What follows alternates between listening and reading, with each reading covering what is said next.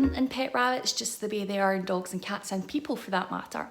And that should apply to all rabbits, not just outdoor rabbits, because it's important to realise how these diseases are spread.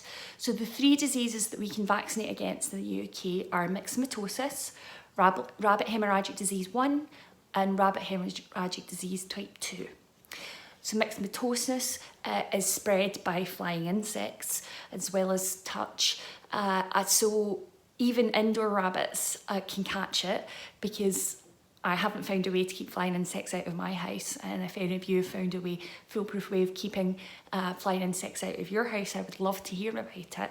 But it's still common, unfortunately, for me to have to euthanize house rabbits that have caught myxomatosis because they've not been vaccinated, because somebody told them, oh, it's an indoor house, you don't need to vaccinate them. The diseases that we vaccinate against is because there's no cure for them.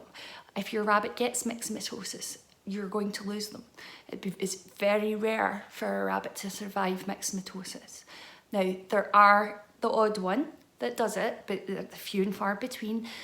What's much more commonly is that a rabbit that's been previously vaccinated against myxomatosis, but say has missed its booster by a few months, if it comes up against myxomatosis, they can develop a form of the disease called cutaneous myxomatosis, and that is survivable, and the vast majority of rabbits will survive that. And basically they get a nasty round circular full skin thickness lesion on the nose. The skin dies and it falls off and it leaves a scar, but they survive it. Viral hemorrhagic disease 1 is not as common now as rabbit hemorrhagic disease type 2.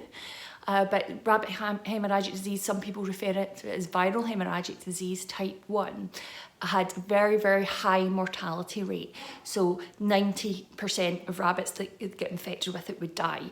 And they would either die what we call peracutely, so no clinical signs apart from dead rabbit, or they'd be ill for 24 hours and then die. Okay, so you had 90% chance of your rabbit dying once they contracted this virus.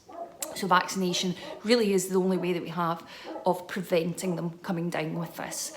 And it's spread by touch, which is scary, because that literally means like your car running over the virus takes it into your driveway, you walk over the virus, you take the virus into your house and give it to your rabbit. It comes through the air and dust, and it comes through, it's spread by insects, not by biting, but by being on their feet. So that is for me, I think that is really frightening. RHD1 doesn't kill rabbits less than 4 weeks of age and doesn't kill hares, so it truly just kills rabbits.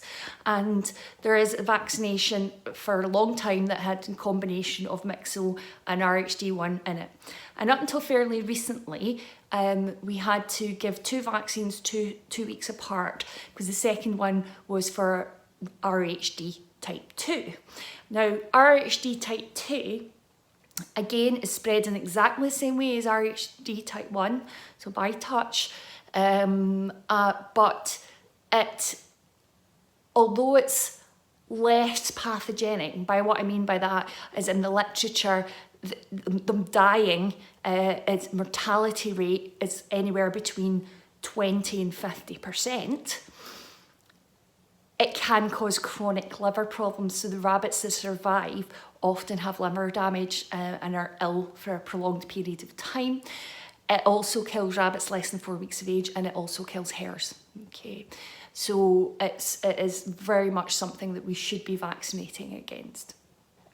And fairly recently, a trivalent vaccine has come out.